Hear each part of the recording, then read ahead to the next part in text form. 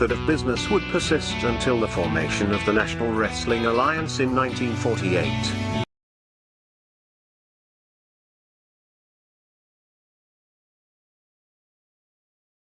The NWA as a central governing body, with its singular, undisputed world champion, would be absolute and undeniable.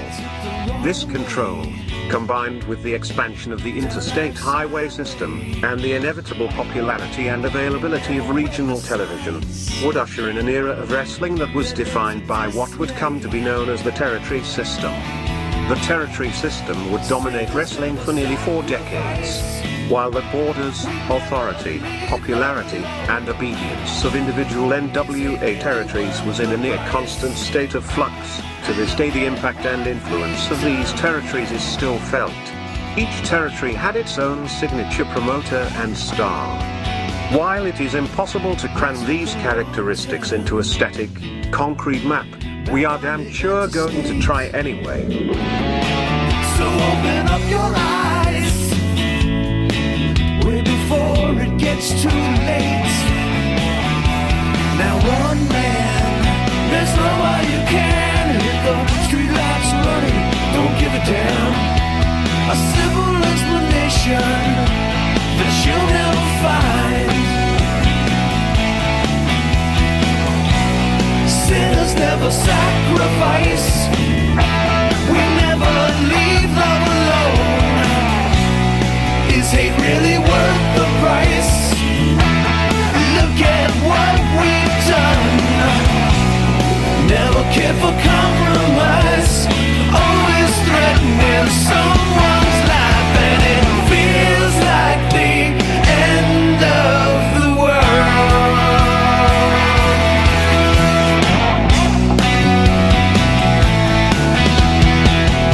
Alrighty, the 30 is back on Thursday at 8 p.m.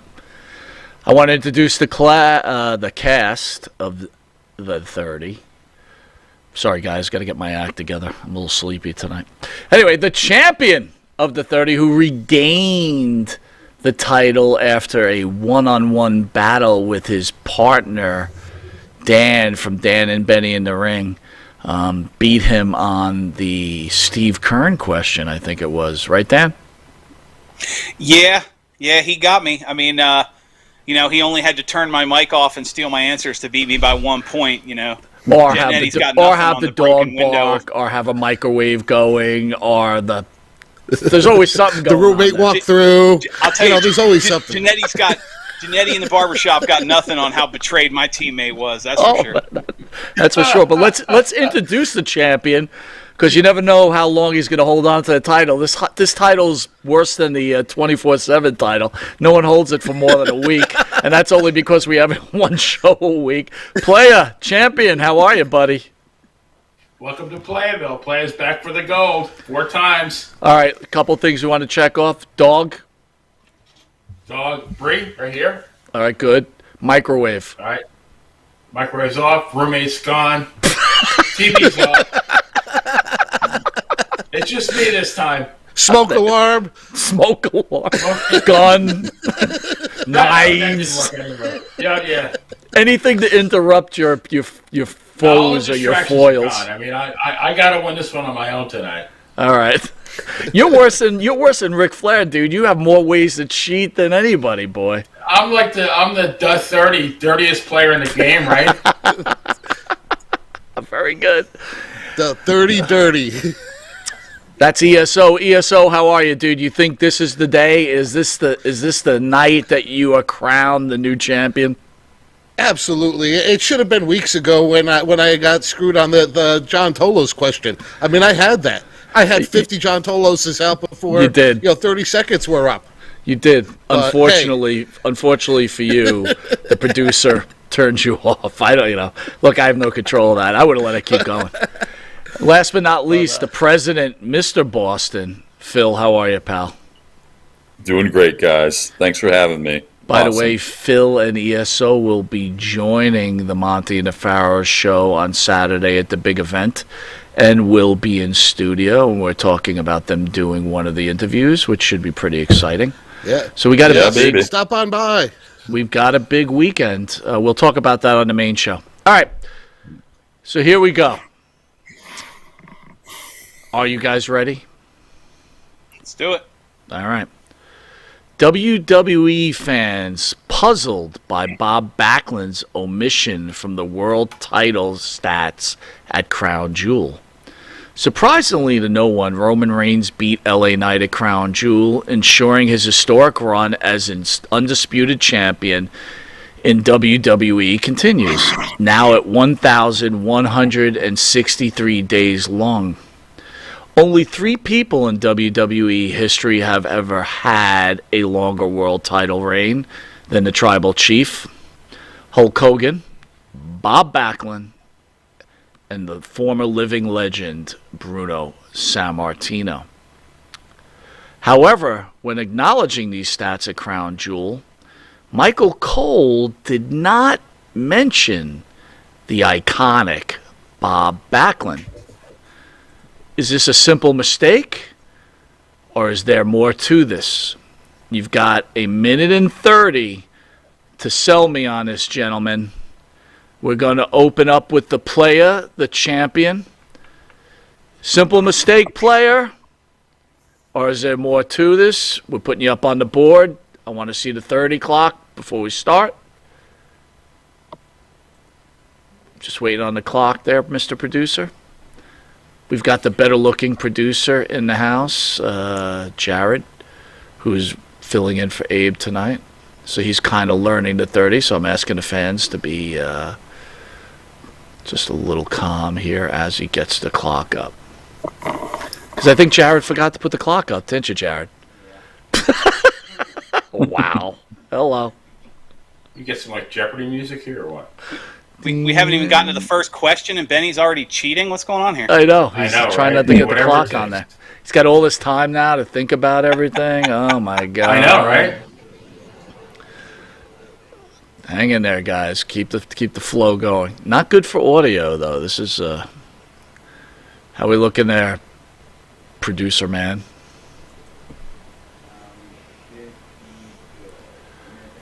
Minute 30, please. I want to see the Playa big screen so I can see that minute 30. Bob Backlund, simple mistake, or is there more to this? I am waiting for the 30. There's noise going on, there's drinking, craziness happening.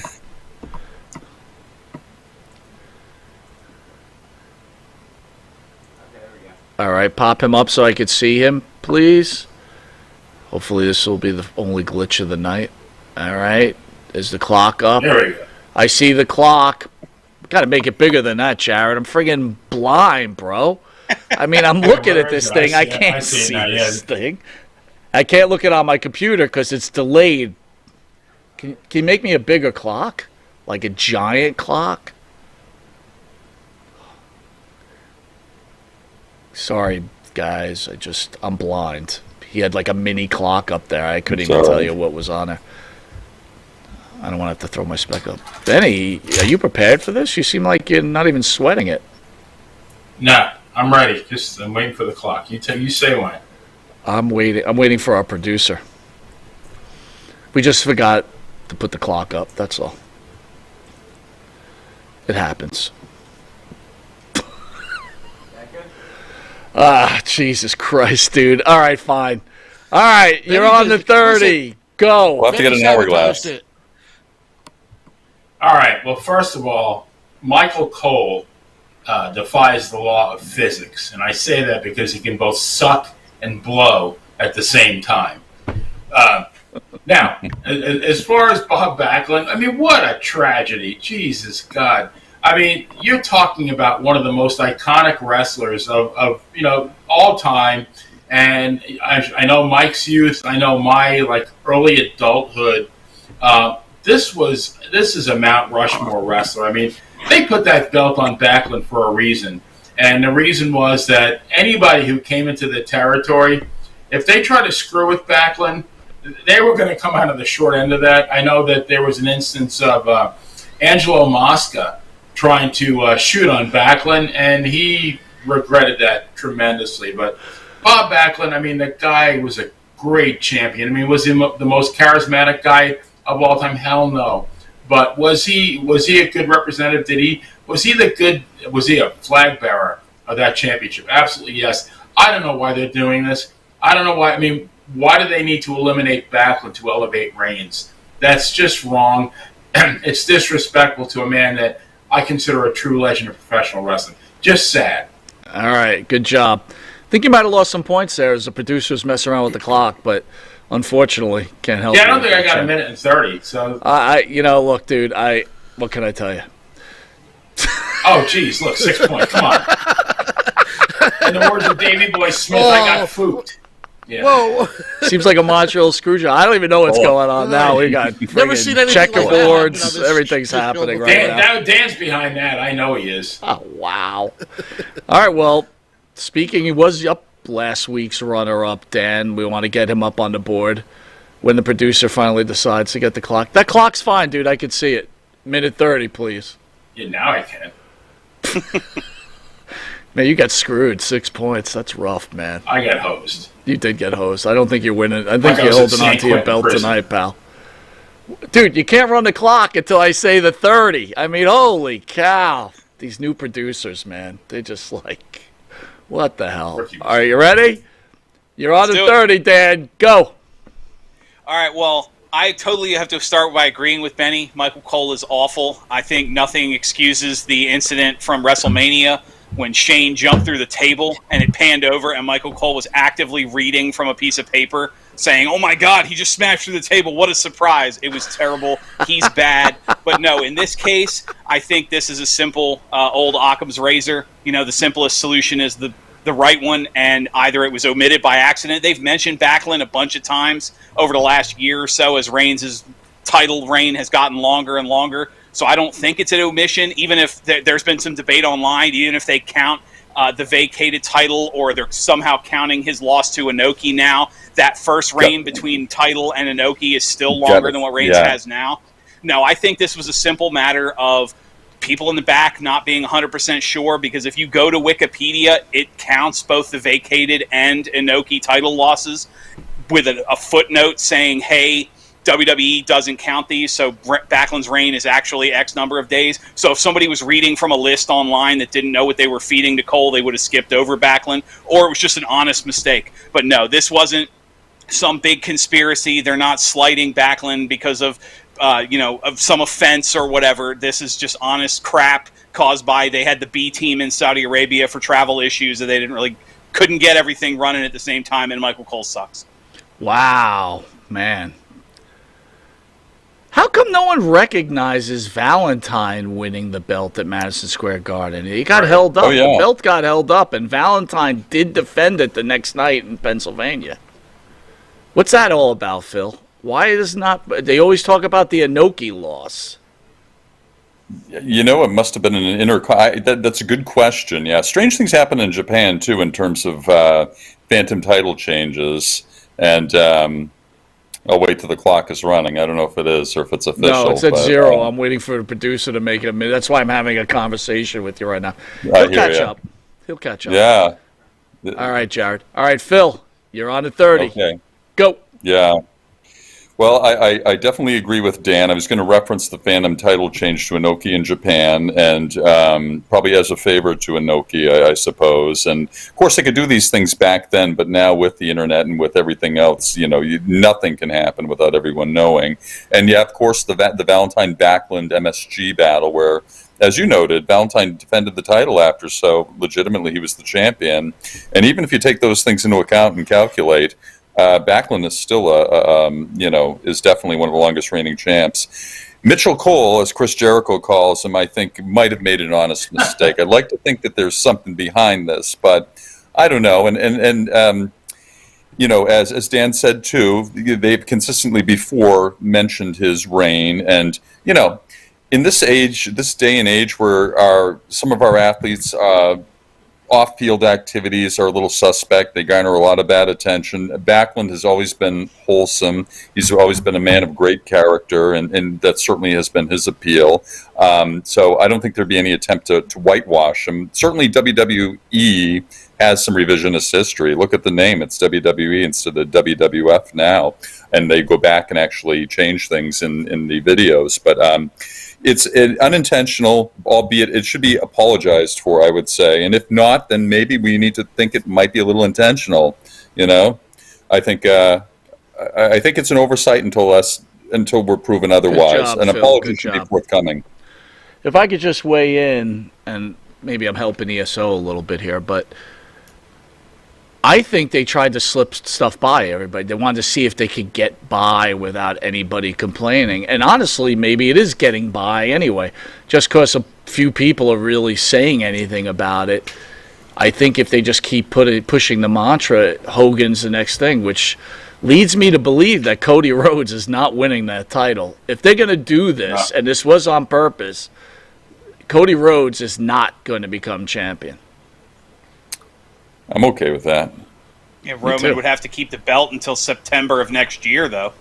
Yeah, I'm okay with that. I mean, if you're going to go this far to eliminate like an icon like Backlund, try to just get past them.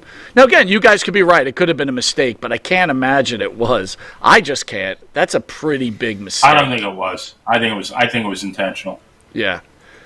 And We'll Like know I if we get said- an apology. like I said, to make him number 2 and make sure it happens, that means Cody's done. The dream is over, Yeah. at least for the foreseeable future. At least for a year and a half. Yeah, so I'm Cody's just still waiting young. for the clock. All right.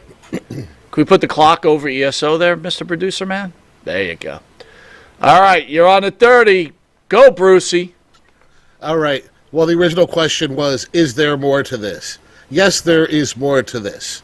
Michael Cole is not stupid. Michael Cole knows who was champion, when, and where, and for what time period. He's been around the WWF and WWE for generations worth of fans. This is totally to elevate Roman to a different level. A really popular podcaster was on another podcast called Busted Open last week, and he brought up some great points that, maybe this is building up towards Roman getting so close to Hulk Hogan and maybe Cody going over at that point. But let's look back. There were discrepancies in Backlund's title defenses. He did have that Inoki lapse. He did have something, I believe, with Harley Race. He did have that thing with Valentine. So yeah, there was definitely more to that. Now let's talk about this in general. The WWE, WWF has had a history of rewriting wrestling history. When I was a kid, they told me that Andre the Giant had never been slammed and had never been defeated before. But lo and behold, Shea Stadium, Hulk Hogan and Andre the Giant had fought before, and Hulk Hogan and Andre. And then Andre had lost by disqualifications many times throughout his career. So, yeah, this is a definite work job, for the Bruce. fans. Good job. Unfortunately, I think our producer fell asleep, and I'm looking at how the clock is updated. I'm like, what's going on? Wow, Bruce, you're at first. Look at that. Bruce. At first, I thought the producer was sleeping at the wheel, but good point on Andre the Giant Hogan. And in my mind, even though, like, we all know how many times Andre's been slammed, you always kind of remember that Hogan was the guy that did it. So think All right, about it guys. this way. When I was a kid, we didn't have access to the VHS cassettes readily yet, so we couldn't see that type of stuff. So we believed the WWF, and then you go back and you look at it. It's like, oh, well, yeah, look at all this history that happened before. Well, I think it falls in the same chapter as if the glove doesn't fit, you must have quit. You I push said it that long to that. enough, but people will believe it, right? All right, guys, question 2. Seems a pay-per-view cocaine spot may mean no TV for the NWA. The story from Nick Hausman, House of Wrestling, which also provided the October 18th report, that the TV contracts Corrigan's been teasing were recently revamped broadcast network, the CW, It deals with it on October 28th, in which Father James Mitchell and his entourage, were seen drinking and snorting a powder while the announcing team awkwardly laughed at the scene. Does this affect the NWA, and why? Yeah, so you can open up with this. By the way, we had Father James Mitchell in here. Didn't seem like he did cocaine, but who knows? Anyway, you're on the 30, Bruce. Go. Is it going to affect them?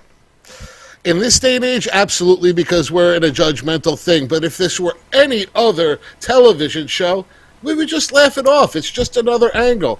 It's not real. It's wrestling. It's a taped thing. We either have to start taking things at face value or go the other way. You kind of can't have both when it comes to professional wrestling.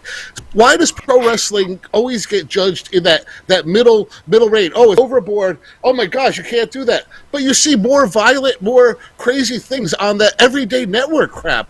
I don't know. Somehow this just doesn't seem. Should it affect the NWA? No, but will it? Unfortunately, I think it will. And the NWA has a chance to put out a product that's different than some of this other stuff that the WWE and the AEW are doing. They're trying to bring back that little bit of old school, a little bit of realism, a little bit of good feel in it. I actually I didn't realize how big of a fan of EC3 I would be until I just went back and started rewatching some of the recent NWA stuff. I think Billy Corgan's doing a good job. Shock is good for wrestling. Unfortunately, in this instance, I think it's going to work against him where I don't think it should. Prostitutes, drugs, all that have been part of wrestling forever. It's not going away. It's part of Hollywood. Good job, Bruce. Everything. Good job.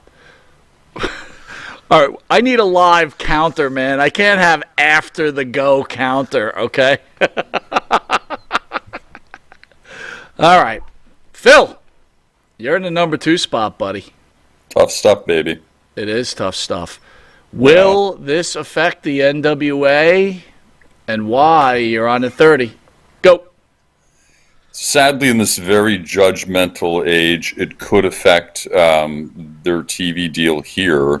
But, most of us would agree that it doesn't make sense, Who was it that once said, I don't know if it was Vince himself who said, we don't make matches, we make movies. And, people know now, if this were a different era, pre-1985 or whenever Vince went public, that this is a bit of a work, then maybe you could make an argument this is being sold as a sporting event and the drugs don't have any place in it. But you look at the Chicago Bulls in the 80s when Michael Jordan first came on, you said he walked into the hotel room and nearly everyone on the team was doing lines. So, and this is stuff that airs on ESPN. So they made, real references to real events, The product needs to be edgy. I think it's great. I think it fits in with Father Jim Mitchell's character perfectly. How much more evil can we make him having, the ladies of the night and the cocaine and everything else all around. So artistically, I understand all right, this. Phil, good job. I really couldn't tell if it's a minute 30 because the producer forgot to start the clock. We're working well tonight, folks. Wow. Oh, my God. Woo. All right. Let's go, Phil. Jared, baptism by fire. Dan. You're in this bad boy. You got a tie up at the lead. You're only 10 points off. It's your favorite subject, cocaine. This should be a home run. Dan, you're on the 30. I want to make sure the clock starts this time, Dan, so go. Okay, now it's starting to go. Say during military drills, start the problem, start the clock. Is this going to impact the NWA? Yes, absolutely. Honestly, I think that this was part of something bigger. I know it sounds weird and conspiracy-like, but they just recently announced that NXT is moving to the CW, and I'm getting vibes from years back when ECW was on TNN, and then TNN pulled the plug to sign with the WWE, and the story was that they had used ECW as a test balloon to see how they could run wrestling before they went to a real company. I think the CW wanted the WWE to begin with. They went to the NWA. and found an excuse to push them. Honestly, I think the rumors that the NWA would get bumped to CW's streaming service off their live channel is probably true, kind of like they have now with Fight TV, where there's not a network channel. You go to the streaming app and watch Power. I think, yes, I agree this isn't that big of a deal, especially with James Mitchell's character. But in the age of modern television, when everyone is offended by everything and everything can upset and hurt people immediately, you have to be on your absolute best behavior. Whoever approved a cocaine spot while you're still negotiating a TV deal with a family-friendly network, that was a bad, dumb move. NXT's moved in. They've taken your parking space. You're parking down the street and walking. NWA is screwed as of right now. Nice job, Dan, and popping in a lead. Champ, 6 points. I feel like you're Zach Wilson, 3rd and 3. Oh, don't use that name. No, please. You're like Zach Wilson, 3rd and 3, and there's no chance you're getting the first down. That means I'm gonna fumble and short myself. That's right. You're either gonna fumble it, throw an interception. Who knows? Yeah. All right, you're on the 30. Let's get you back in this, champ. Go. Not for anything. I think Billy Corgan, instead of smashing pumpkins, I think he's banging pumpkins right now. The same way that Wilford Brimley was sticking his ding dong into Quaker Oats. What a horrible move this was for NWA. I mean, what are they thinking? You got James Mitchell, who is the great value version of Gary Hart. Coming up with an incredibly... I can't really blame him because it probably wasn't his storyline. But, I mean, why would you do this when you're on the verge of a contract with CW? I get that you want an edgy product, but bottom line is you also want to make this product appealing to a family. I mean, if you're a parent and your 13-year-old son is watching NWA and they see this crap, what are they going to do? They're going to tell them you can't watch this anymore. So, whereas they can, anybody can watch WWE. Most people, I can't say most people can watch AEW because it is a niche show. But, if you're an up-and-comer like NWA and you're trying to establish yourself, this is the last thing that you want to do. You want to become appealing to everybody. And then if you want to make it edgy later on, once you've established yourself, then do something like that. But no, this was like Dan said, an incredibly stupid move. Good job, Benny. Right back in this. Here's the question, right? We had EC3 in studio, and we just had Aaron on last week. And both those guys are like, do you have a problem working for a guy that wasn't in wrestling, even though he's a rock star? And clearly, this is a perfect example. Someone should have stopped Corrigan and said, yeah, not a good idea, Billy. Right? Yeah. Absolutely. Right, I agree. Bad move. I mean, Aaron last week was saying they're like a family over there, right? And they all know they got this contract. These guys have to know. I mean, Aaron was in the WWE. EC3 was in the WWE. I agree with you guys. How could anyone think that was a good idea in today's environment, especially being an up-and-coming environment? It reminds me of when McMahon used to talk about Heyman. He's like, it's a product, but it's a product you can't sell because advertisers aren't going to want it. Right. All right, question 3. Is the Keith Lee experiment over? During last night's episode of AEW Dynamite, Joe defeated Keith Lee in a stellar match for the title.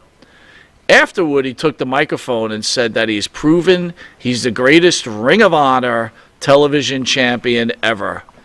And now he's hungry for the AEW World title, and he'll be vacating the television title. The question is, guys, Keith Lee does a job and Joe vacates the title.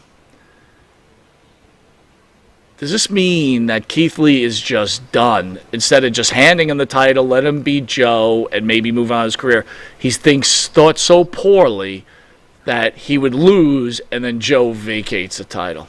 Is the Keith Lee experiment over? Phil, you're on to 30. I'm waiting for the clock. Go. No, I don't think the experiment is over at all. He is a proven commodity. Did you hear the pops that he got, the chants that he got? He is over the moon with the fans, and rightly so. And I've been a big fan of his for several years now, even when he was back with the company. He is so impressive, a 350-pound man who can throw his body around like that, leapfrog like that, just explosive, unbelievable. And he really... He looked at times like he was going to take out Samoa Joe, but I don't think that this is. I mean, it is a slap in the face to him, but perhaps this is the start of something else. Is it the death of him, or is it maybe a rebirth? Is it giving him a reason, a story, something to pursue? Is it giving the title actually a little more notoriety now because of the way Joe, like a classic heel, just cast it aside? So I think maybe just the opposite, and I hope it does foster a feud between these two, because I think this is the first time they ever met in ring, so in a single situation. So, I can't believe that Keith Lee would go in and have one match and that be it, unless he has broader horizons ahead of him. So I think this is the start of something good. I definitely want to see him go over Samoa Joe. I like them both very much, but I'm definitely a Keith Lee fan. Again, the audience, I mean, who would want to get rid of him? He is so over, and rightly so. Good job, Phil. And a unique look. Good job, buddy. I don't know. I still think Cole should have became a manager like the WWE wanted him to be, and he could have managed Keith Lee, and God knows where they would have been by now. ESO, you're in the 2 spot. You're in this game. The pressure's on. You are in this game, man. You're on the 30. Go. All right, the question is Keith Lee done? No, not at all. This is just the beginning of him. I came back to wrestling in about 2019 and brought myself back up to speed on a lot of things. And overall, Keith Lee was somebody that I was really impressed with what he was accomplishing in WWE, and I was kind of surprised when he was let go. Yes, I know he put on a little bit of weight and stuff like that, and maybe he wasn't as mobile, but I have to say, recently, this guy's been showing more and more charisma and more of what he can do. He definitely has life left in him, even if it's beyond AEW. Don't forget, his wife, Mia Yim, works over next door at WWE, and I don't think he left on bad terms. If he's just proving himself for a year or two at AEW to get that contract to go back to WWE, I wouldn't blame him. He's definitely a good commodity. He's good on the mic. He looks great. How many 300-plus pound men move like that? Man, it just reminds me of like a Bam Bam Bigelow. I expect the guy sometimes to do cartwheels across the ring. As far as the way he lost the title, I think that's a lack of foresight on AEW. I mean, that makes absolutely zero sense. It does look like they're burying the guy, but the reality, like Phil had said, the pop the guy gets makes no sense for you to bury that. But let's look at AEW. It has way too many titles to begin with. Maybe this is a way of getting rid of one. Well done, Bruce. Wow. Yeah. That was pretty good. I like the Mia shout out. Playa, champ, you're back in this. You're within range after a terrible first round. That wasn't my fault. Well, that's up for question. I don't know. Have to talk to Sharon about that. This wasn't my fault. Your issue will have to be taken up with the producer, the super producer, Jared. Level it is not. Is there a grievance procedure here or what? There is. It has to go through me, the host. And Betty, it doesn't work. I'll give you Chubby Tortello's number. Guess what? It does not work. Wait. You're not going to get anywhere. The law firm of Dewey, Cheatham, and Howe?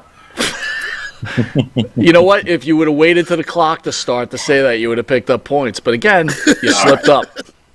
You're on a 30. I'm having Go. a rough week. All right. So, no, I think this has nothing to do with Keith Lee whatsoever. This has nothing to do with Keith Lee and everything to do with Samoa Joe. I mean, now, why he felt like, or they felt like he needed to drop the Ring of Honor TV title to become a more serious contender for the world title, I have no idea, because they do have. I mean, look, MJF is the AEW World Champion and the ROH Tag Team Champion with Adam Cole. You got Eddie Kingston, who's the ROH World Champion, and the NJPW, I think it's Strong Champion. So, I mean, they already established a precedent of having champions with 2 belts. So I'm not really sure why they did this unless they want. I mean, and part of the problem is they've thrown way too many challengers at MJF simultaneously. I think that's where they're making their mistake. You know, back in the day, you know, Bruno, Backlund, any of these guys, Pedro, even Hulk, I mean, they would build up one heel and make them unbeatable, and to the point where you thought, oh shit, is Bruno going to lose his title, or is Backlund going to lose his title? Somehow they scraped by, whether it was 1 title match at MSG or 3. But no, I think Keith Lee is a very good commodity. He's solid. He's great in the ring. He's got a maybe not such a good look, but no, good job, champ. Good job. Benny, one thing I have to say, I love the point that you brought up about them pushing one heel. But back in the day, I used to love when, cable first came out and you'd watch the other arenas, like you'd catch Washington, and they were always behind the Garden, so you would get a different challenger there. And I always liked that. I always, I kind of like different challengers, actually. But that's just me. Who am I? I'm no wrestling expert. You're the Dan. host. Yes, sir. You are ready, buddy. You're in this, and you're in this to win it. You're on the 30. Go. Well, I want to start by answering the president's question. He said, who we want to get rid of Keith Lee? And the answer to that is Vince McMahon. So I completely agree. Wow. If I was – I agree. If I was Keith Lee, I would be biding my time until Triple H, TKO, and people that can actually competently run a wrestling company want me to come back. I mean, Keith Lee, he did have the weight gain. That was due to COVID and a heart problem that developed where he couldn't do cardio, and he went out there. That's maybe my body type knows it's hard to be skinny or at least in shape if you can't do cardio. But if you watched his match against Samoa Joe, he did a leapfrog. He did the flying crossbody, the jumping German. Then when he reversed Samoa Joe's splash, it was just absolutely phenomenal stuff. He was over. When he is peak, you think about Keith Lee and Roman Reigns at the Survivor Series. You think about Keith Lee and Adam Cole in NXT. When he can go, he is one of the best big men in the business. He just turned 39 yesterday, so he's still got plenty of good years left if he can keep it going. But as for the title, do you remember when they got rid of the 24/7 belt? When Nikki Cross just so nonchalantly threw it away that she missed the trash can and no one even acknowledged that it was laying on the floor? That feels like what they just did with this title. You beat one of your most popular guys, and then the guy who beat him was like, I don't need this belt anymore. I want to go to something that actually matters. This is Diesel holding up the tag title going, what a pittance. It's just absolute garbage the way they treated this title. If they're not phasing it out, they drop it. Good round, Dan. Good round. Though, I got to ask, why does COVID get the blame for Keith Lee's weight gain? Why not the pizza and tacos that he eats every night? Well, just when somebody called him out on social media about it, it was Mia Yim that explained that he had COVID and was hospitalized and everything else. So that's kind of been the official reason. What he ate while he was laid up, not I don't know. Yeah, Mia's not going to talk about that, right? Just saying, I don't know. What do I know? Again, I'm no wrestling expert. Question number 4. This is a tight race, guys. And I got to say, every week, I'm always impressed by you guys because I could not do this. I certainly could not do this. Lexis King takes credit for WWE NXT 11/7 viewership boost. WWE's NXT brand brought packed show this week. In the end, they pulled a decent viewership, improved from last week's numbers. It appears that one newcomer is taking credit. On November 7th, the episode of WWE NXT brought in 794,000 viewers. Guys, is Lexis King the reason? And what's Lexis King's future in the WWE? Dan, after that great last round, you're up first here. You're on the clock. You're at the 30. Go. Is Lexus King solely responsible for the spike in the ratings? No. Did he help? Absolutely, because for the first time in years, he has meant something. They had a chance. AEW had a chance to do something with Brian Pillman Jr. when his father's episode of Dark Side of the Ring aired, and he was one of the most popular people in wrestling at the time as far as sympathy from the crowd. Instead, they threw him in a jobber tag team, buried him, and did nothing. Yes, absolutely, this reinvented I don't want to be a Pillman anymore character is, I mean, he is going to be in the stratosphere. He is going to take his father's spot. Whether he'll be main event champion, I don't see Lexus King headlining WrestleMania, but he's got an Intercontinental US and tag title reign in his future. He'll probably be NXT champion at some point. Absolutely, he deserves some of the credit for it. And NXT as a whole deserves the credit. Just last week, they had better ratings than Friday and Saturday combined for AEW. When Rampage and Collision combined had less ratings than NXT, that's a question of the product. When Lex King, when he's not your main focus and he's still one of the best things on your program, 2, 3, 4 matches deep, you've got a character people care about, you got promos people care about, you got somebody that you know is going to be the future. Like I said, 2, 3, 4 matches deep, AEW doesn't have that. He deserves all the credit in the world for what he's doing. People said, give this guy the ball and he can run with it. He's got the ball and he is running to the end zone right now. Whew. Another great round, Dan. Guys, Dan has come to play. I mean, those are 2 really solid rounds. And I know Benny's a Jets fan, so the end zone is what you're supposed to get into if you don't know what that is. Ow. Some anger over last week. Ouch. Could this be the end of the Dan and Benny show? I'm not so sure. If an Orioles and a Yankees fan can get along, I think we'll be all right. Playa, champ. You had a great turnaround. You're back in the game, but your partner there is not making it easy on anybody in this game right now. You're on the 30. Go. Do I think that Lexus King is responsible for the spike in the ratings? Absolutely not. But do I have a problem with Lexus King claiming that he's responsible for the spike in the ratings? Absolutely not. I mean, this is professional wrestling. These guys, I mean, what do you need to do as a wrestler? You need to get yourself over. That's the bottom line. And that's what this guy is doing. I mean, he's got the name, he's got the look, he's got the promo skills, he's got the in-ring ability. You know, you need that last little. It's like doing a bench press. You know, you need that last little oomph to get over the hump and get that rep done. I have no problem with him doing that. Now, whether or not, you know, from a social media perspective that he pisses off his AEW or NXT coworkers, that's a whole different story. But I mean, you know, it's a business where everybody works everybody. Mike, that's what you taught me. They're all workers. Everybody works everybody. You know, this guy is working everybody to make them to believe that he's responsible for the rise in the ratings. And I agree with Dan. I mean, he's probably in good part responsible for the rise in the ratings. Totally, nah.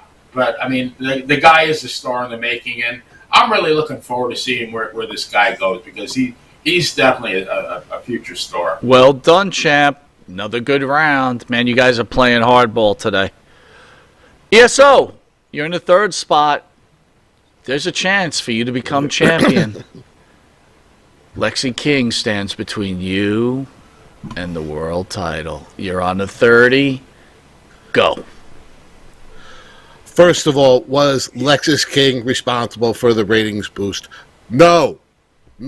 Has anybody been watching what they've been doing with NXT over the past couple months? They've had Becky Lynch win the title. They've had The Undertaker perform. They've had Cody Rhodes perform. They've had Dominic Mysterio perform. This is not something new. They have been working towards building the ratings of NXT. And it's not only through having those stars there, it's also through writing better storylines, having better character development, and really working towards the future. Brian Pillman Jr., Lexus King, is he the future? Absolutely. As Brian Pillman Jr., he'll be the future. But right now, he's just Lexus King on NXT. I definitely think he's going. If this is him making a heel move, awesome. I think him saying, hey, I'm responsible for this ratings boost as a heel, great. But as a person, no, that's kind of silly. If you're going to have that type of attitude in the WWE, we know what's going to happen. You end up getting buried. You're probably going to get let go. You're going to have to develop your ego in another place, in another system, and then we'll welcome you back and we'll bring you back to another level. Let's look at a Drew McIntyre. Come on, that's what's happened to a lot of the superstars with those super egos. This guy is not Braun Breaker. He is Brian Pillman Jr. Big Nice future, round there, however. Bruce. Nice round. All right, Phil. Wow, this is man. becoming a chase, bro. And Yeah. Mr. King is the question of the day. To quote on Norm the on Cheers, it's a dog-eat-dog world, and I'm wearing milk-bone underwear right You now. are right now. I love that You line. are Yeah. right. Nice. Again, another opportunity to wait for the clock to start and get some points, but you guys are giving away the joke early. You're on to 30. Go. Brian Pillman Jr. Out of curiosity, I would watch to see his first match or second match, whatever it was. Worked late, didn't get a chance to see him. Saw him first live a number of years ago on an indie show. He does have it, regardless of, he has the great look, of course, the lineage, the athleticism is off the charts. And, you talk about heels and making really vital, strong heels. What's one of the most heelish things a person can do? Renounce one's family, one's name. I mean, it's Shakespearean in a sense, and again, to call himself king, which of course is the family's name, Shakespearean in itself too. I mean, to claim responsibility for the great ratings of NXT is perfectly heelish. In fact, I mean, I think if the Bengals do well this season, if they see a resurgence somehow, he might lay claim to being instrumental in that too, which would be another wonderful thing for him.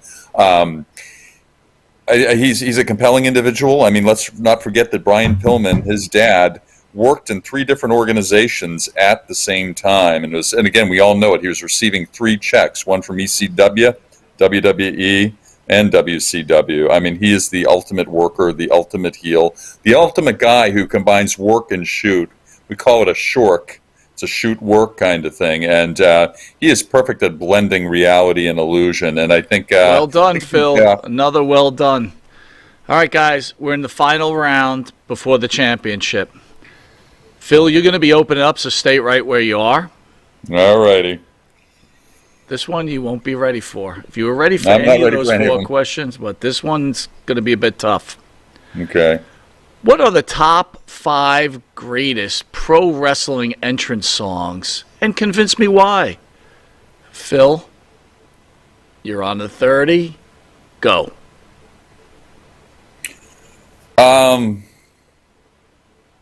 I loved Goldberg's, even though Goldberg's was used for a few people before Goldberg himself. I actually think Dean Malenko had that theme song beforehand, but I think Goldberg made it his, and it still gives me chills when I hear it. I love Finn Balor's in terms of something in the past 10 years or so. Finn Balor's is great. Again, and again, these are songs without lyrics, which is pretty good. I liked. Gosh, there are so many. Of course, I love Living Color and saw them this summer, but I mean, that is a great entrance theme, and I pop for it all the time. But I'm thinking more along the lines of themes that were created in these studios, WWE, WCW. Eye of the Tiger certainly is up there too with Hogan, one of the first to use music too, and actually Superstar Graham used it even before him briefly. Great tunes. Randy Orton's first theme song, I thought was great too. That ranks up there.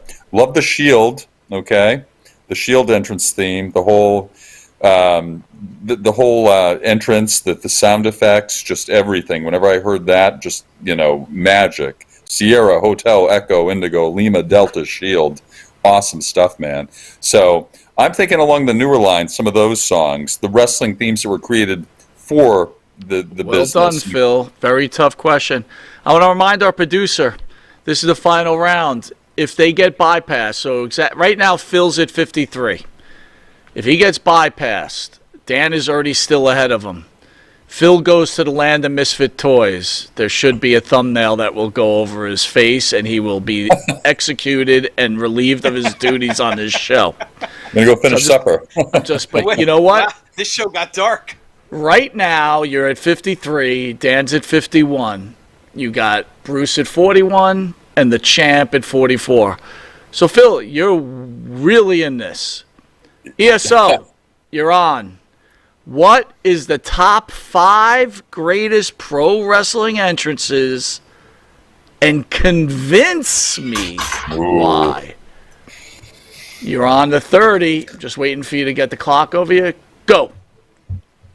All right, so the number 5 in my books. Not somebody I'm necessarily a fan of, but when this man made the entrance, you knew who was coming down, and that was Time to Play the Game, Triple H. That theme song, come on, everybody knows what was going to happen at that point.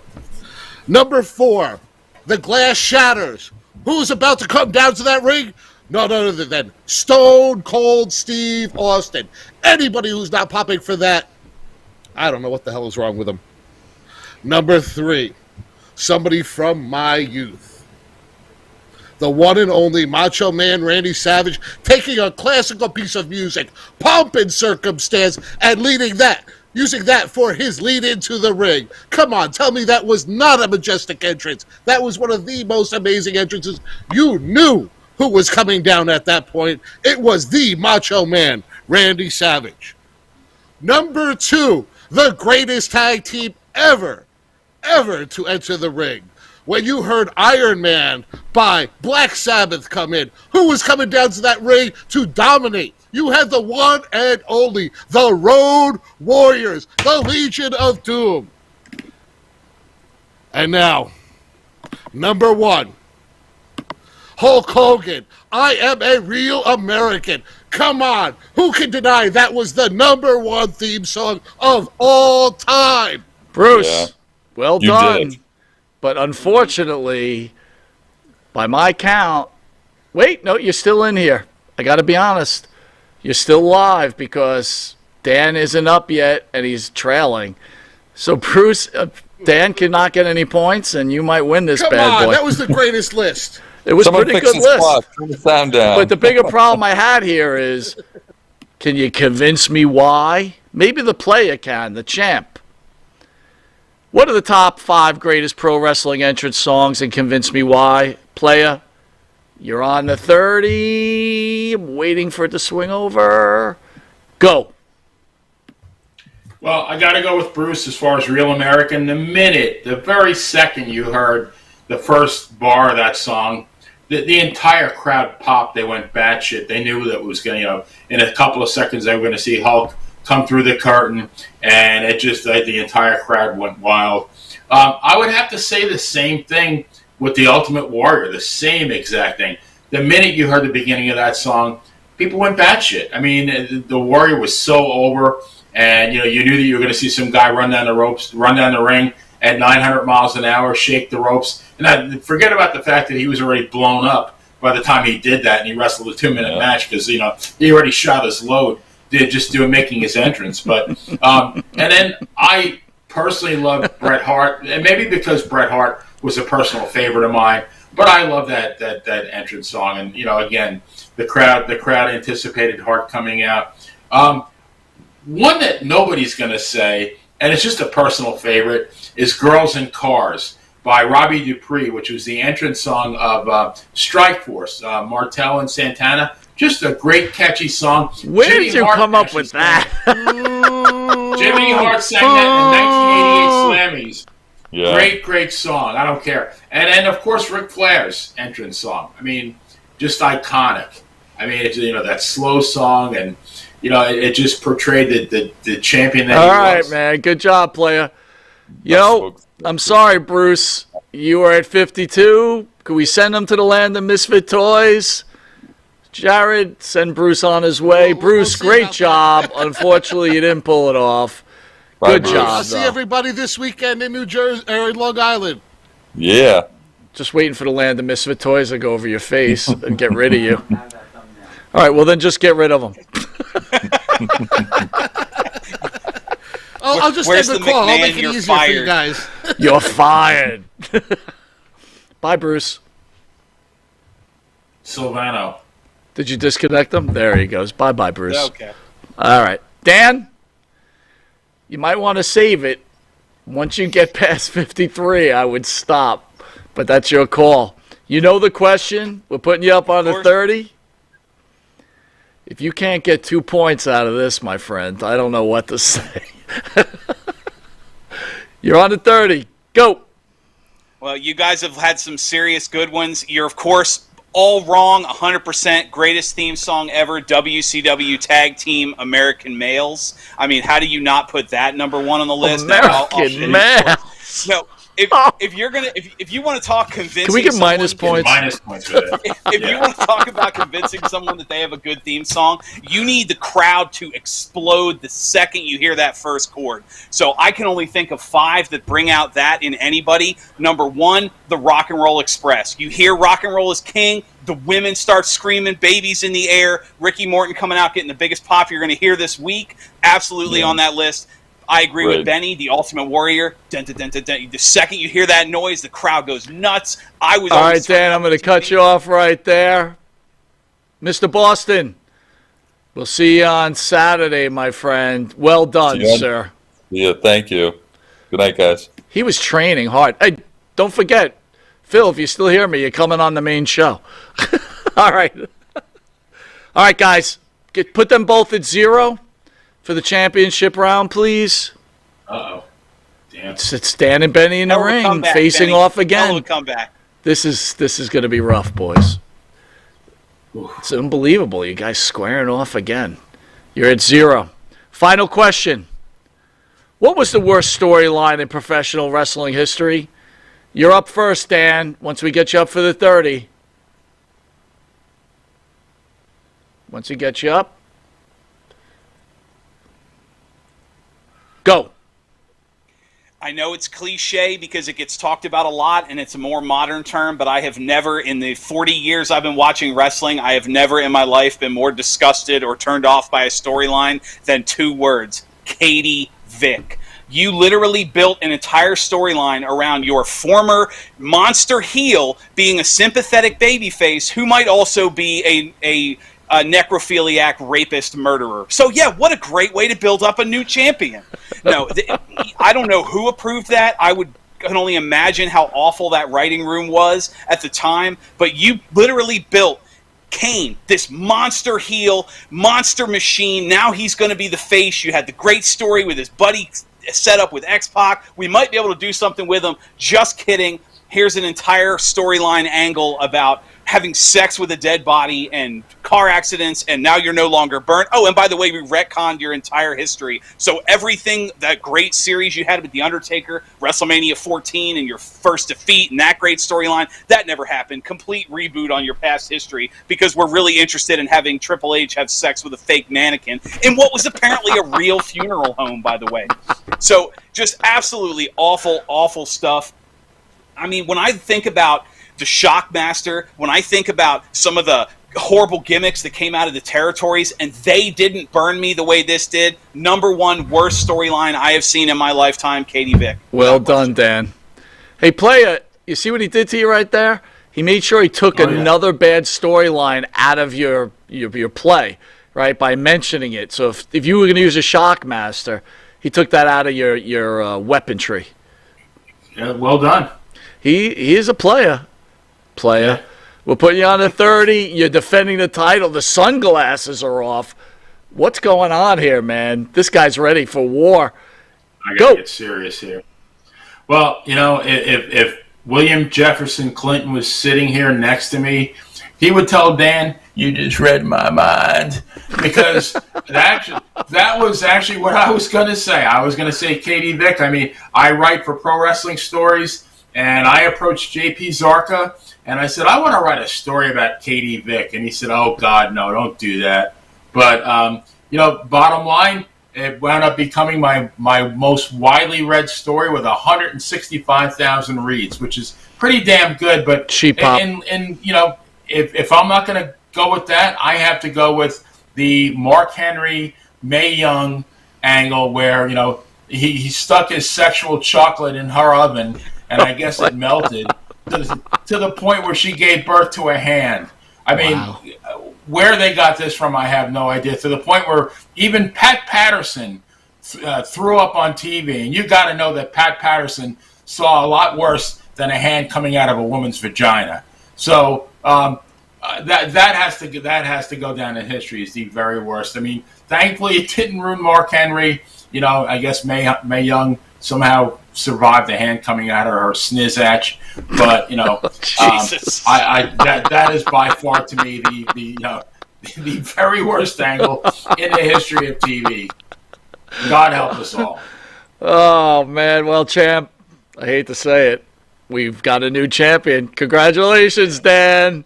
Dan and Ben in the ring seem to be battling back and forth every week, and this is worse than a 24/7 title. We'll see everybody next week. God bless.